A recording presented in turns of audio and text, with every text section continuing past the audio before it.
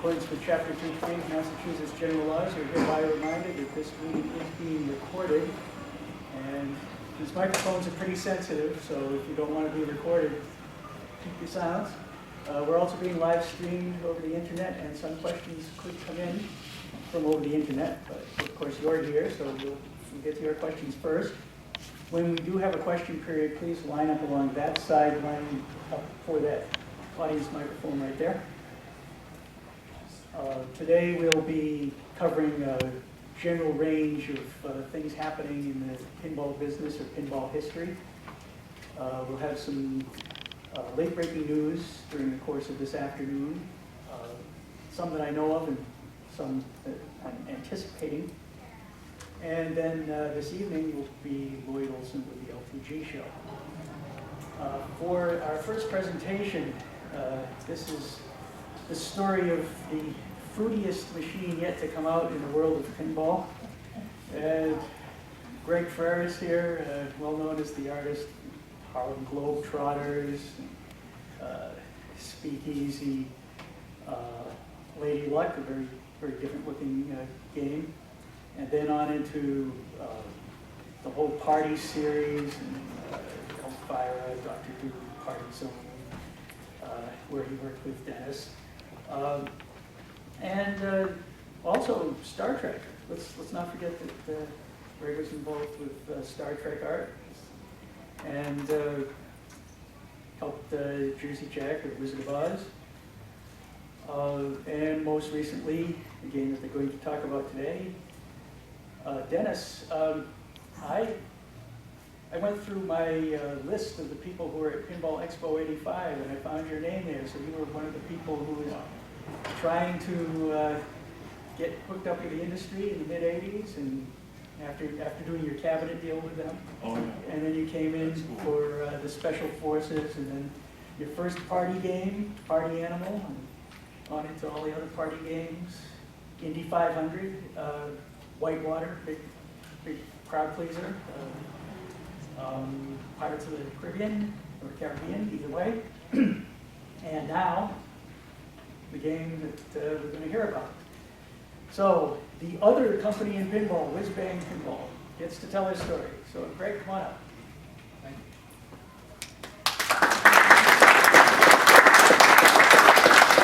Thanks, Dave. So this is Melon Farming 101. Check your syllabus, make sure you're in the right class. I'm Professor Freres. This is my graduate assistant, Dennis Nordman. Anyway, that's how we start. That's how we roll. Anyway, we got a lot to talk about here. I'll try to leave plenty of time for questions. Since Dave did such a great job on our history, I'm gonna move through the first part of this a little bit faster than normal. We do one show, so if you've live streamed this from Seattle or anywhere else, you're going to see some duplication, but I apologize for that. But if you're that hardcore about pinball, that's great. We appreciate it. So moving forward, we had to develop a style, a Whizbang style, and it took us years of development to get the Whizbang style down to what we thought would be the right thing. So we put our thinking caps on, and Dennis has always been a great inspiration for much of my artwork. With Party Animals, he was the Wolfman. On his own Whitewater game, he is Bigfoot. So he's always a great visual inspiration for a lot of things. He's also one of the guys in the truck on Wonelli, if you take a close look at that. So we enjoy working in pairs. We've done 2 Elvira games, and we're very proud of our accomplishments with Cassandra. She's wonderful to work with, and she's just a perfect match for pinball themes. Without Nordman, I did get in the business at Bally, working on Harlem Globetrotters, things like Fathom. I also got to work with Steve Ritchie later on in my career, and got to work with him on Star Trek: The Next Generation, and also the most current Star Trek, so from Stern. Steve's great to work with. One thing he did tell me when we started on Next Generation was, you know, you do artwork for all these funny games, and I don't do funny. So he said, I just want you to do straight artwork, nothing funny. And I said, good, what are we working on? He said, Star Trek Next Generation. I said, perfect. So there's nothing funny there, including that joke. Anyway, moved on to No Fear with him. There we did get to combine some of my humor with his, you know, straightforward game action, you know, full-on action. So that was a fun project to work on, and it was Steve's last for, you know, Williams at the time. You know, Revenge from Mars, got to work on Pinball 2000, got to be there for the end of Pinball at Williams. So that was both fun and sad at the same time. Dennis got started. Wait, Greg, you gotta tell them the Edsel story. Oh, you want the Edsel story? All right, so see the Edsel that the big giant guy is stepping on over on the left there. So while we were working on Pinball 2000, Neil Nicastro, I overheard him talking to a distributor, showing him an early version of the game. And as I walked past the office that they were in, I heard Neil say to the distributor, yeah, it could be good or it could be the next Edsel. He goes, I'm not sure. And you know, we were working our butts off to try to do the next greatest thing in pinball. And when I heard that, I was just, you know, the wind was taken out of my sails. And so I had to pay homage to that, you know, moment and crush an Edsel with a giant Martian. Without me, Dennis came into the business through unique cabinet design. And if you take a close look at the one on the right, it is a pedestal-based cabinet. And if you look at Woe Nelly, it is a pedestal-based cabinet. So there's some interesting correlation going on between the start of his career at Bally and where he's come with Woe Nelly right now. I designed this cabinet in college. I majored in product design at Ohio State, and then our senior year they let us design whatever we wanted to do, and I thought I'd really like to update and modernize pinball games. So the model is what I built for my class project. Later, when I was at Williams, I added the demolition man. And I also built a full-size version, took it to Schaefer Distributing in Columbus, and they set me up with an appointment with Chuck Farmer, who was then president of Valley Pinball in Bensonville, and he had come from Columbus. So I hauled it out to Valley, and they liked it, and they hired me, and that's how I got my start. I love that story. Actually, Greg didn't like the cabinet that much because I gave it a real small back glass just because I thought visually it was balanced looking. They didn't like it because it was little. Right. We want art. So here's a couple more games after he got his start at Bally and a restart at Bally. You know, our careers have blossomed. One of the better games came out of Stern recently, Pirates of the Caribbean, back in the, you know, back when Stern was still moving upwards. I think that's one. I think your pirate ship is one of the favorite toys of, you know, many pinball games. That's very cool. Party Animal, we got started together on Party Animal. I had suggested to another designer, hey, let's do a game called Party Animal. He had nothing to do with it, so Dennis took hold of it and created the first of the party series of games that we worked on. Dr. Dude, Dennis had an idea to work with the Teenage Mutant Ninja Turtle license, and I was like, Roger had the license available. yeah, and I was like, yeah, really? Let's do our own comic thing, you know? So Dr. Dude came out of that. Party Zone was after that. You know, working at Williams, it was great because they allowed us a lot of freedom in our design ideas and our theme directions. So You know, we always look back fondly on our days at Williams because they gave us a lot of freedom to do what we wanted to do, so we appreciate that. And then Scared Stiff, that was the final game that Dennis and I worked on. Dennis unfortunately got laid off on a day called Black Thursday, which is also, I paid homage to that in the artwork of the back glass on this one. A lot of people got laid off that day, and it was unfortunate, and it was a sad moment in pinball history because we just needed to keep moving pinball forward as best as possible in a very down market. So I hate that story. I know. So now let's talk about Whizbang Pinball. In 2009, we were a bit underemployed, as the world was. And so we were out at the Northwest Pinball Show in Seattle together.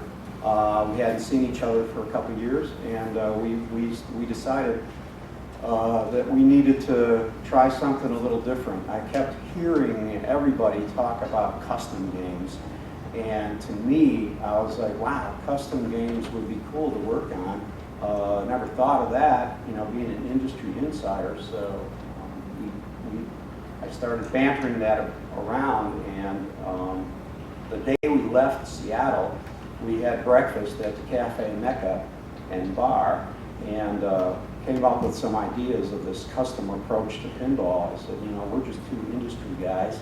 Maybe we could think about something that would be a little more custom.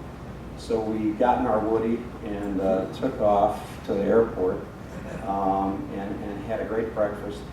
You know, before that, and I told Dennis, I said, you know, I couldn't sleep last night, so I got this idea, and when I told him the idea of doing custom games, he really appreciated it. So we flew home really fast and stealthily, so nobody would know what we were working on. And we decided to call it Whizbang Pinball. This is where we had a flashback. In 2006, there was a beautiful showing of artwork called Tilt, the Art of Pinball, in a museum in Southern Illinois.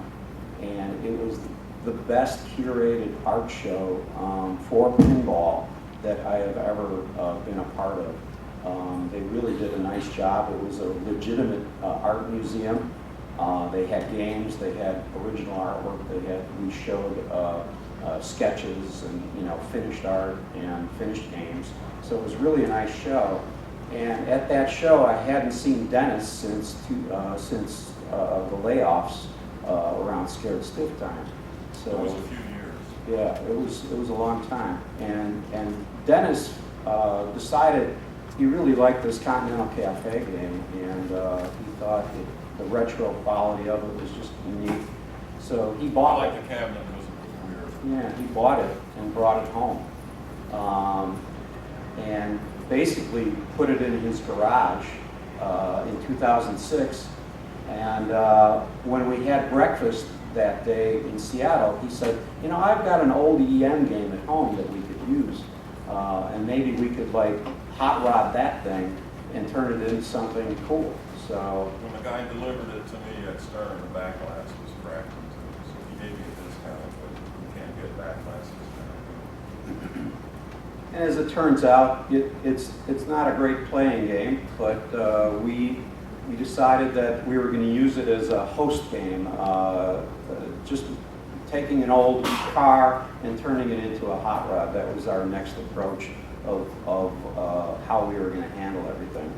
So we brought it to people that are smarter than us when it comes to electromechanical games. We brought it to one of our neighboring Team EM members, and if you know anything about Team EM, they are a great resource. If you buy an EM game and don't know what to do next, they are great to go to. They're very helpful, and they will help you get the job done to get your game up and running if it isn't, or if you have trouble with an EM game. These guys are all great, and they're very sharing with their knowledge. So we brought it to Ken Walker, He became part of our team, just kind of helping us get this hot rod idea off the ground. I took that picture, it says 4/13/56. I thought that was cool because that was inside the Continental Cafe cabinet, and that's when somebody signed off on whatever it was that day that he was inspecting, so that was pretty cool.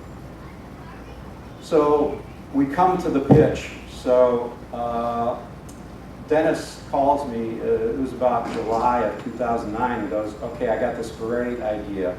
And he says, you've got to come out to the house, and we got to talk about this right now. I got to show you something. So he said, basically, we both like the art of fruit crates. When you look back on fruit crate art, it's just so rich in the history of advertising art, and it's beautiful work and risque too at times. These were people that were trying to grab the attention at market, to sell their product over somebody else's. So they were all very colorful and unique in their own way. And so that was the first part of the pitch. Let's do something with fruit crate labels. And then, of course, we're pinball guys, so we love vintage pinball artwork and pinup artwork. So, the combination of fruit crates and pinball and pinup just kind of led to, okay, yeah, that's what I do. I can handle that. And Dennis is great with tools, so he could handle the hard part, the heavy lifting. So that's how basically Rowe was born. He said, let's call it Sweet Juicy Melons. That was his first pitch, and I said, well, that's cool, but it's a brand. It's got to have like a hook to it, So that's when we attached Rowe to it, to that's the attention getter. And then eventually it went from sweet to big for various reasons.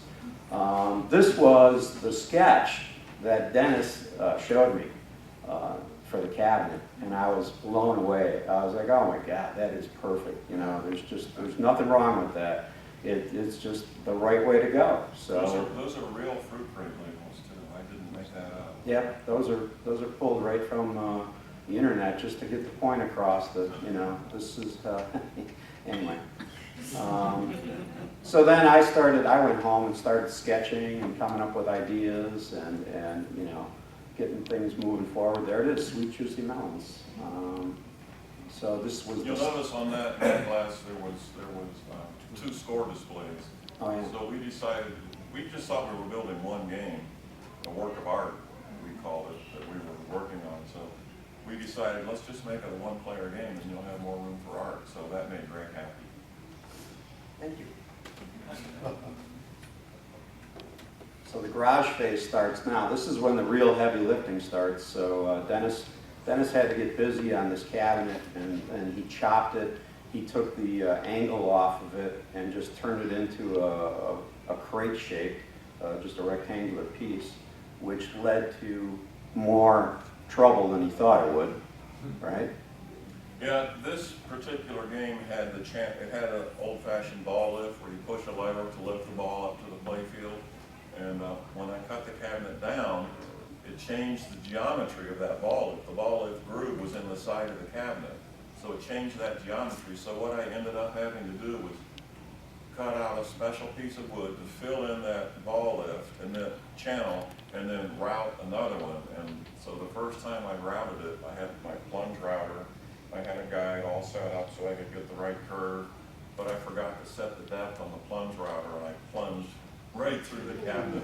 Just missed my knee by that far. I'm good at doing stuff like that with my body. So this took this was a process.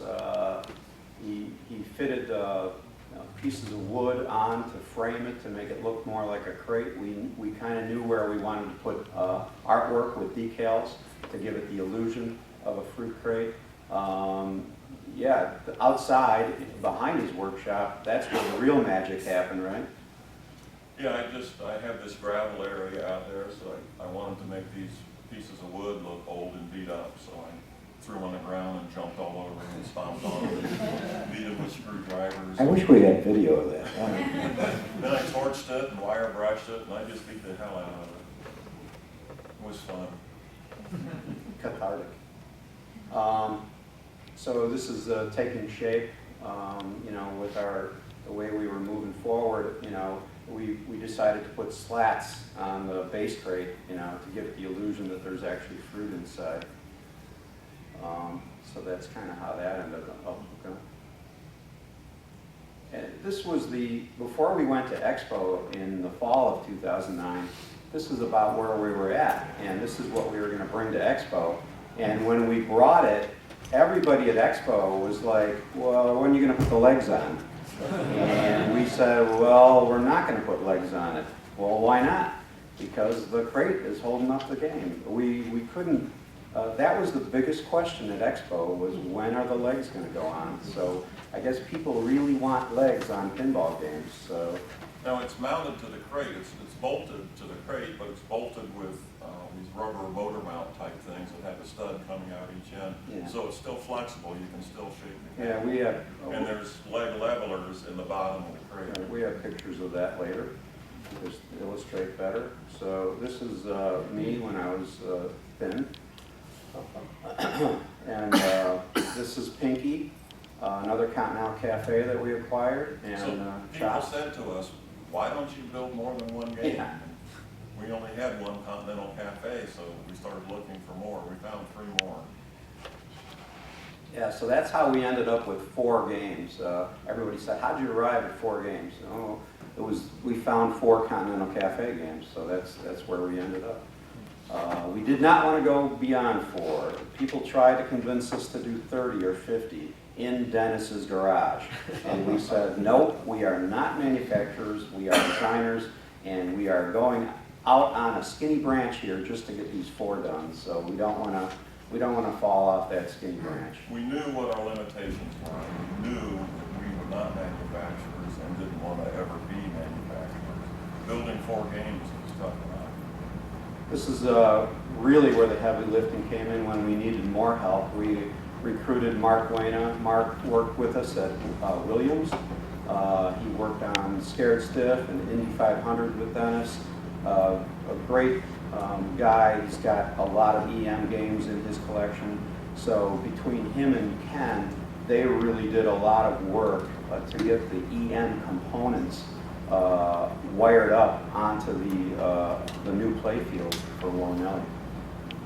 This is kind of iterative playfield work. The one on the left is Dennis's first approach, and the one on the right is the one that is closer to the finished piece that you see on the floor today. The original game had 3 gobble holes in it, and I knew I didn't want to have 3 gobble holes, so this game had 1 gobble hole, and I rearranged everything on what the Continental Cafe playfield was, but it's still very EM looking. And Mark convinced, I didn't think the pop bumpers would have a lot of power, the flippers would have a lot of power, and Mark Wayman convinced me that, no, you can mount the pop bumpers together and it'll be strong enough, it'll be lively. So then I just started over and redesigned the whole thing. But the thing that makes this game a lot more shootable than most early wood rails is that it has return lanes. So you have control over the ball, you can actually make shots now. I made a shot that goes back to the top, and with the return lane. And I just had 1 gobble hole in it. When we showed the game with the gobble hole, a lot of people didn't understand what was happening. A gobble hole, if you don't know, it just takes the ball and it ends your game. It ends that ball, but it usually gives you some big reward. But a lot of people had no idea what was happening, so we changed it to an eject hole. Now it kicks the ball in the pop bumpers, and I like it a lot better. So. But our first 4 games still have the gobble hole feature, and some of our owners are like, "Why'd you take the gobble hole out?" And we're like, "Well, bigger market. We don't want to confuse people, so we needed to take it out." This is just progress. We had to label everything from that EM wiring system so that when we went to plug it all back in, we'd know where everything would attach to. This is just iterations on artwork, blue background or a red background. show it to the family, get some votes, you know, see what works best. Take it to a show, see what happens. This is our first flip in spring of 2010. So it took us, you know, from July of concept to getting the first flipping game out to the Milwaukee show. And we got a pretty good response at that show. People were interested to see what we were working on. Kerry Imming, the guy facing us in this shot with the name tag on, he became instrumental in the process because he said he was working on a system whereby he would convert an EM game to a solid state game. So would we like to work with him on that? And we said, sure, we don't know what you're talking about, but yeah, we'll do that. So he definitely was instrumental in, with his pin kit, as he calls it, to convert EM to solid state. So he came up with a bus system, a modular system that, you know, it was allowed us to then do 3 solid state games after the first EM game that we built. Roger came to that show and flipped it for the first time, and it looks like he's having a good time, right? And he said, you know, over here, this the lane over on the left could use a more scoring. So why don't you put a rollover, you know, switch over there? So we did. So we thank Roger for that and gave him an ugly caricature, as I am wont to do. You know, I never caricature anybody pretty. I grew up reading Mad Magazine, and they know pretty people in Mad Magazine. So you know, I treat everybody equally. So don't feel bad if you ever get a caricature from me or you. Anyway, there it is. That was the finished product there. We got a beauty shot of it just to record it. And this is, you know, this is the finished product that 4 wonderful owners own right now. And we asked them directly, hey guys, we're getting a lot of requests for this game. Do you think it would be okay if we took it to the next level and went to production? And all 4 of our owners said, absolutely. We want to see you guys, you know, do whatever you need to do with this game. So we couldn't be more happy with, you know, with their support on that. So now we're transitioning to the Stern shop. So the first thing we had to do was convince Gary, you know, that this is the right thing to do. So I did a caricature of Gary, you know, holding a couple melons, and he was interested in it right from the get-go. George Gomez was actually the guy that said, oh yeah, we got to bring this in, we got to do this. So, you know, kudos to George for seeing the vision as we saw it and thinking that it would be great for both home use and operation. So, yeah, you know, that was the key. And my question to George was, hey, how much are we going to have to dumb this down for production? And he said, no, we're not going to do that. We're going to try to make it just like what you guys built, so that it looks and feels, you know, exactly what you guys had gone for. So, again, kudos to George on that. This is Darren. Darren is one of our 4 owners. He allowed us to keep his game that he had paid for in my office at Stern for 2 years. And again, we couldn't be happier with you know, his support in allowing us to keep it for so long. So we delivered it to him this January, and this is you know, that was done. So Tom Copera. Instrumental in taking the mechanics of the game from our concept, our prototype, to the finish line at Stern. So he was the guy that had to figure out how are we going to be able to ship this in a standard Stern box with the base crate. So he engineered the base crate so that it would fit in a box that would all fit together with the game in the current Stern box that we ship in it. So that was helpful. And then every other aspect of the mechanics too. John Trudeau, his first task at Stern was to convert Dennis's AutoCAD files into SolidWorks. So he helped out when he got to Stern. This is our first whitewood at Stern. Just another whitewood, but there it is. It's got big flippers on it, just for the photo op, but we haven't gotten short flippers in yet.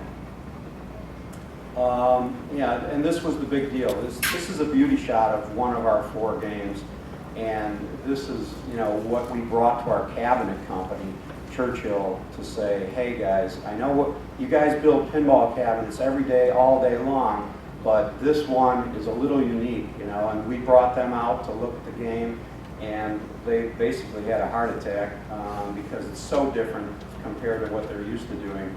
But we spent a few days with them, and they got it. You know, they put it together. We got the trim wood weathered at another company, and then they shipped it to Stern. So we're real happy with the results of the cabinetry on that. This is the first cabinet that came from our vendor, and they painted it all black for whatever reason. I guess that's the only color they had. So we call it the stealth cabinet, just so nobody would know what we were working on. This is you know, starting to fit parts to make sure the cabinet works with all the specs that Tom Copera had given them. So this shows the spike system in the back box, and the speakers. So that was George's idea, to fire the speakers downwards onto the glass, and it works great. It really worked nicely. We're happy about that. Some behind-the-scenes people at Stern. Reina Cortez is our designer of all the wiring, all the cables. She does a great job, and she's very efficient and very good at what she does. Pat Powers, of course, most people know Pat. Working with him on the phone, if you've had trouble with your Stern game, Pat's a great guy, and he's a great troubleshooter. He knows how to get the job done. Dave Cadeau builds up games in our labs, and Paul Mandeltort is from Marco, but he worked with Stern for a while. He's moved on. As we moved from the garage shop to the Stern shop, we knew that there was going to be some amount of modification that would need to be made. One of them was the back glass grew slightly in size. It didn't affect the artwork too badly, but it was one of those things where I had to, you know, compensate for a slightly larger back glass. This is more progress of the cabinet being put together, the lockdown bar. We spec'd out maple for the lockdown bar, so it's nice and lasting, not soft wood. So, this is at the press proof. We have to take the back box to the press proof at the printers so that we get the right amount of saturation in the printing. So we brought a back box along to make sure that we've got the right color. And I couldn't be happier with the printing on this back glass. We actually double hit it. There's a lot of quality built into the printing of this back glass, and I couldn't be happier with the results. Tweakage. So once we removed the gobble hole, we had to really look at that area, that eject hole, to figure out the best case scenario. And at first it was just an eject hole that was going to send it back into the jet bumper area. But the problem with that was it wouldn't stick, right, Dennis? Right, yeah, we had a lot of trouble. We had a metal wall right behind the hole, but it would never suck the ball in and keep it. So fortunately, we had room behind it, so we just put a little tunnel behind it. The ball goes into the tunnel and then rolls back and sticks in the eject hole pretty nicely. I wish we'd have had room to put a target back there just so you could get a noise as soon as the ball went in, but there was no room for that. But it works great now. Yeah, the trade-off was we had to lose a lamp under the plastic right there, so it's a little bit dark spot on the play field. But the modders are already looking into that. So we got our wood samples in from the wood vendor and stained the colors that we wanted stained. And then as soon as we said, yep, that's what we want, we got wood. The bad joke is Stern woke up with wood that day. They delivered this to Stern instead of Churchill, and so everybody at Stern was like, what is all this wood doing here? So we then had to reship that back to Churchill to get it going. So these are shots from Churchill of the cabinet progressing, moving together, gluing, nailing, and getting it all put together. The weathered trim now at production quantity. And unfortunately, we made a choice in the beginning that the first 6 games are the wrong color trim on the wrong parts of the cabinet. So there are 6 games out there in the world that will have the wrong trim. So yeah, those will be more valuable someday, 20 years from now. This is coming to fruition over at Churchill. Dennis overseeing, some of the early work on putting these cabinets together. Probably getting in their face a little bit too much. They're not used to having people, telling them that it should be more like this. So it was fun days over there. I'm going to do a little derivative piece here. There are people that are building their own Wonellis. We call them the homegrowns. And what they did is they bought, when we printed the parts for our 4 games, we had to print an overage of parts. So we printed 100 back glasses and sold those to help raise money to finish the other games that we built. We printed an overage of play fields so that people could buy play fields and hang them on their wall. Little did we know that people are so resourceful that they would buy these parts and then go find a Continental Cafe and tear that apart and try to make their own. Brad Grant, #1 homegrown out in California, he got it done within like 4 months. And, our hats off to him for pulling that off. I mean, It took us 3 years. Yep. And these are our games. Also Bruce Zamost from New Jersey is a second home grower. So he got one finished, and he's got that up on the internet somewhere. But and there's like 3 or 4 other people that are working on them. So very resourceful people. My hat's off to them. That's a lineup of the 3 solid state games with the speakers on top that we had to accommodate after Carrie Imming told us, oh, by the way, you have sound now if you want it. And we were like, oh, okay, now we got to get some music or something, okay. We did an outdoor shoot in November, which was, it was a warm day, but as the day progressed, it got a little cooler. So it was a fun afternoon.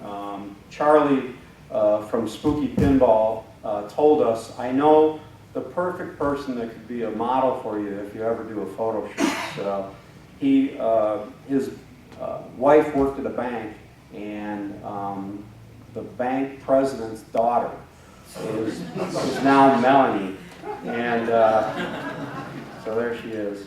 Which bank? Yeah. Who was that?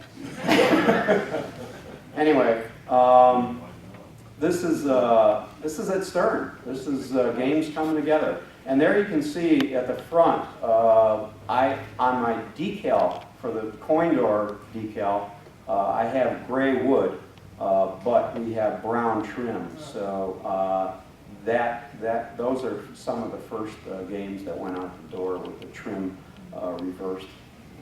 So no big deal.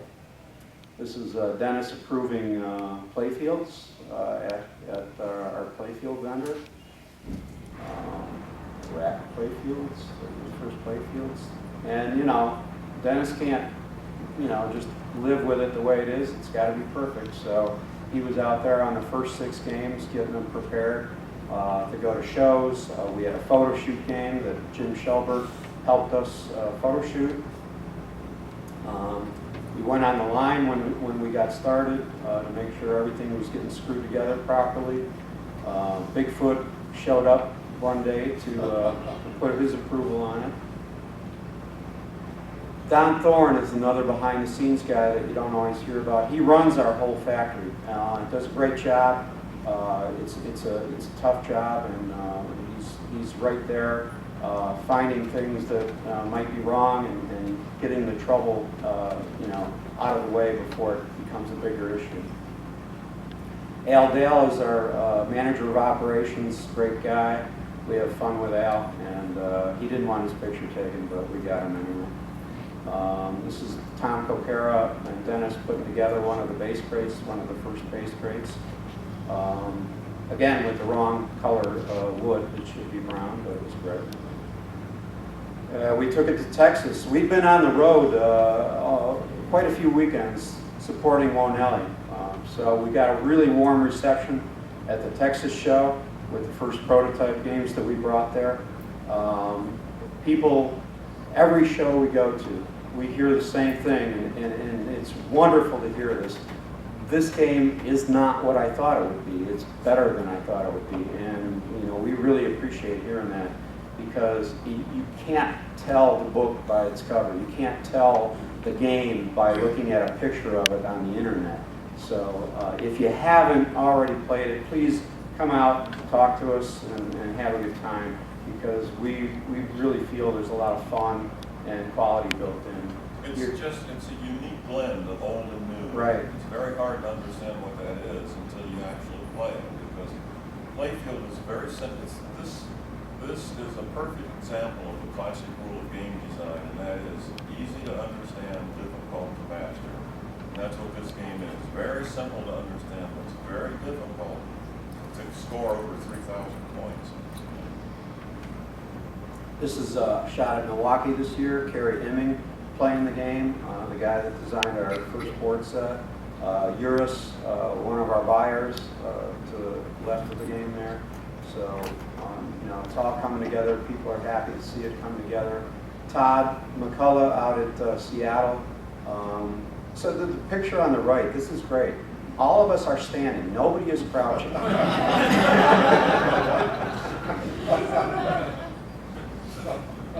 I love that picture. It's like, I really feel short. So do I. Good use of the crate at the Milwaukee show. So yeah, real pinball. We're back to making real pinball, and this is a unique project for Stern. We really respect them for seeing the vision that we saw, and we hope to sell this game for a while. It's not a limited edition. A lot of people have asked that question. We've ordered, they've gone out and bought 300 parts. We've built 150 so far, and if there is demand, we will build games. That is how it's going to work. This was the final test line at Melrose. This was as Melrose Park was winding down, and this was when it was really winding down. The line had been taken out. The track that you see on the floor there is the track that the cabinet line would come down.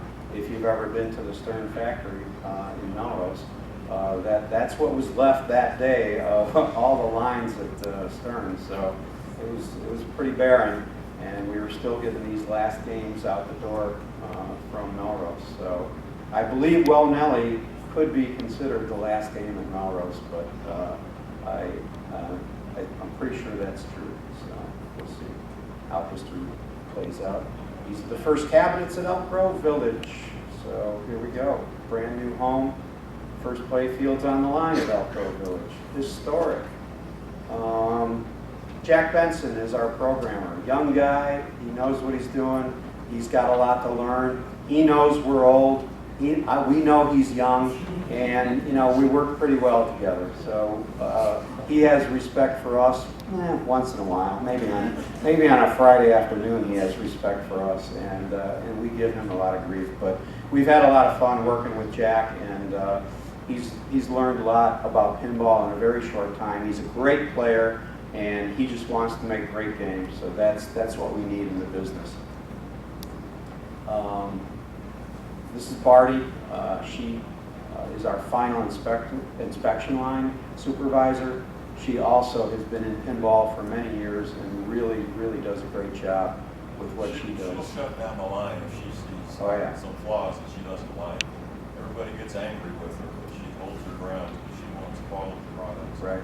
Very good at what she does. Stephen Martin, he's been with us for about 2 years. He does production graphics, does a lot of the brochure work that we put out, and helps me get all of our games to the finish line with our printers. I call him the bulldog because he's really efficient and watches over every detail of artwork. Stuff that I might miss that gets past me, he'll catch it. This is Jerry Thompson and Jessica Rowe. Jerry is a great pinball guy from Seattle. He worked on Mustang with Stern, and he did some voiceover work for Mustang. And when we started working on Wonelli, we said, hey Jerry, we want you to do sound effects and speech for us. So he came on board, and he sourced the perfect Melanie voice that we feel is the perfect Melanie voice.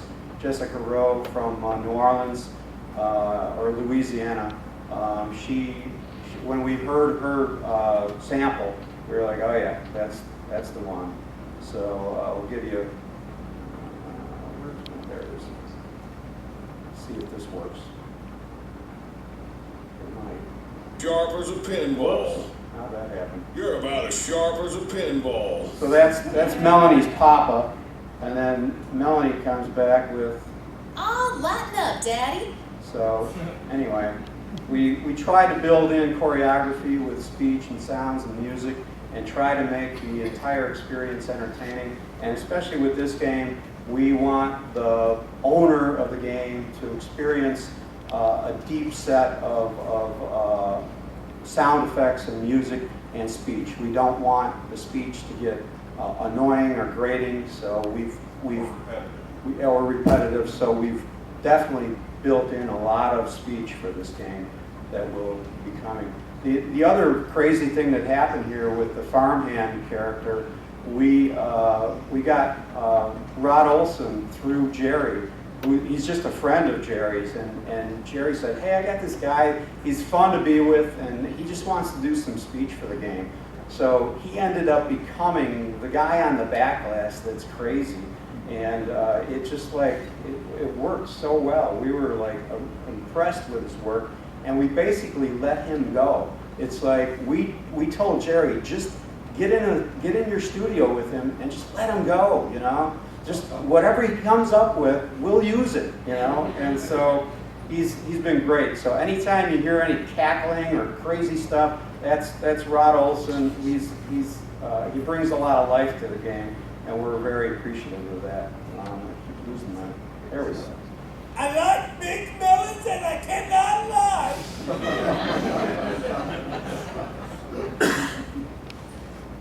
So this is some of what Dennis was talking about earlier with the crate. So I wanted to show the crate before you put the game on it. So there's the rubber engine mounts, but it gets bolted in, and so the hand there is showing that there's a lot of play in there with the rubber engine mount. So it's solidly placed and bolted to the cabinet, but it gives you the illusion of the feel of being on legs. So that's all good. We like that. And of course, people didn't realize that the base crate had leg levelers on it, so we wanted to show that aspect of the base crate as well. The game that's on the show floor, if you haven't seen it, it has legs on it right now with the base crate just sitting under it. That's only to show you that you get both base crate and legs with the product. Well, we have a decal also if you get a game that says use the pitch of 4 degrees. We've changed our mind on that. 5.5 to 6 degrees is a better setup. It makes the game play nice and snappy. So if you wanted to play more like an old EM game, then you can pitch it at 4. Game operation. We want operators to play this game. And Ataball out in Seattle has been operating it for about 2 months at 25 cents a play. And they've had weeks where they're earning $225 to $250 a week at 25 cents a play. So a lot of people having fun with it out there. But we want to see more operators get on board with it. So it is available now. We want everybody to know that. Local distributor, talk to your local distributor. If Marco was here, you could talk to Marco, but they're not at this show. But there is a distributor here. I forgot his name. Automated, thank you very much. That is handling Will for us. And if you bought one of the first 74 games, there was a leg kit. These leg pieces go on the game if you put it on a crate. There are replacement pieces that easily go on and off to cover the leg holes. So the game will come with leg holes in it, but you can take those off and put these on.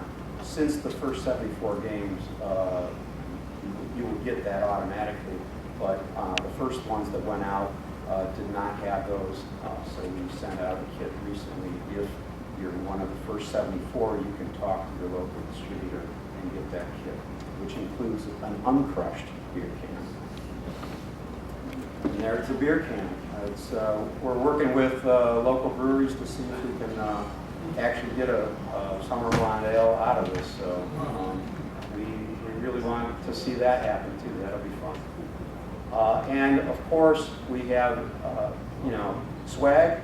So you can get it at the Marco booth if he was here, but you can definitely get it at the Stern store. You can get vintage stuff from us through Pinball Life. You can get t-shirts and back glasses from the first run.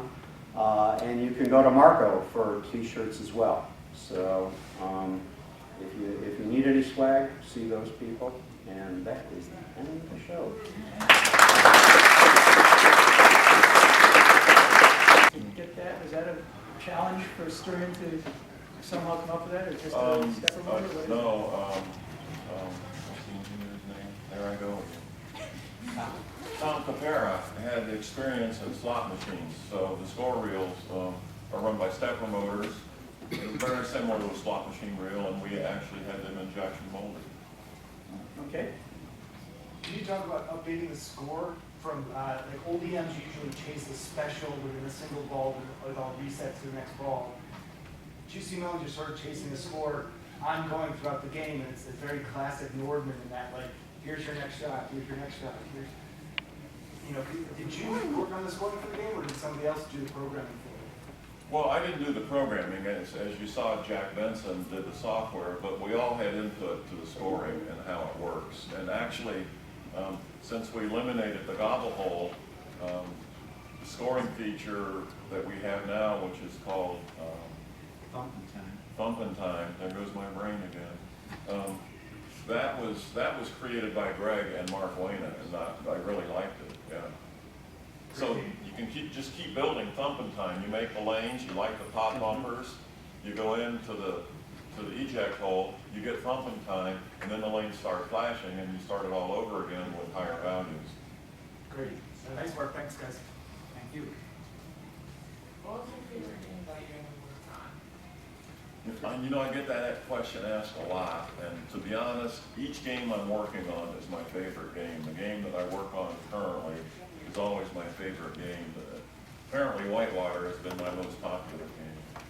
Yeah, that's one of my favorites as well. Thank you. Greg, how about you? What's your favorite? My favorite, probably, Woe Nelly was unique in the fact that we started it outside of the industry and then brought it inside. So that to me is like an accomplishment for us. So, yeah. So I know your game didn't come to Stern through the normal Stern development channel, but I learned when I went on the Pinball Expo tour last year, there are code names for games. Was there a Stern code name for Woe Nelly?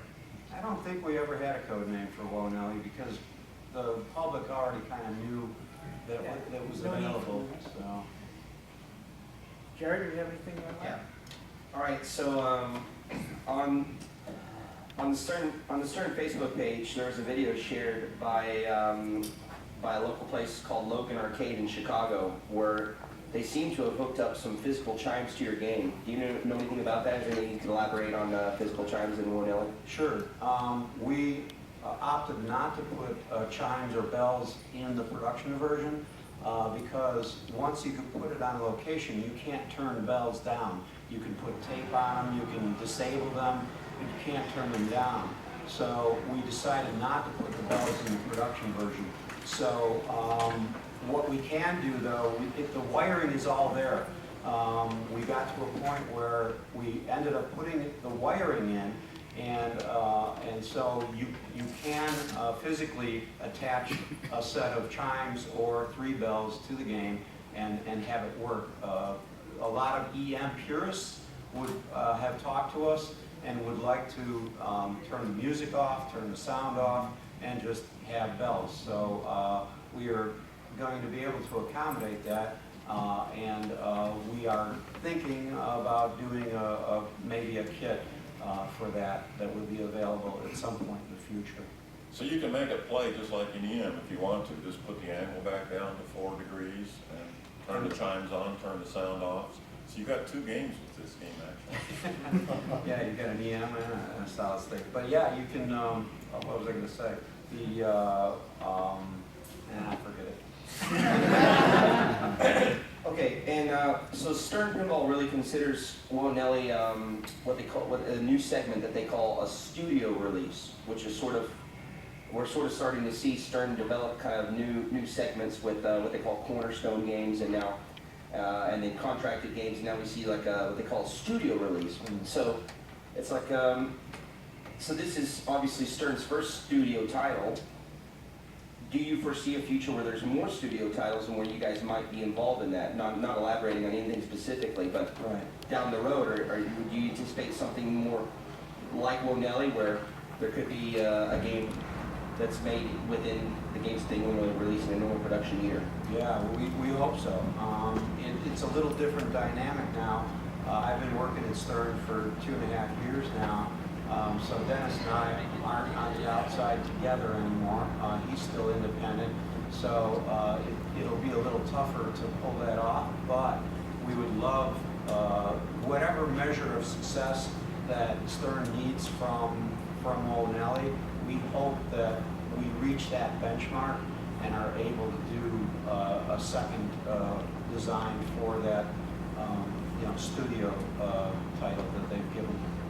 We hope so. Okay, last call for questions in the room. All right, well, thanks again.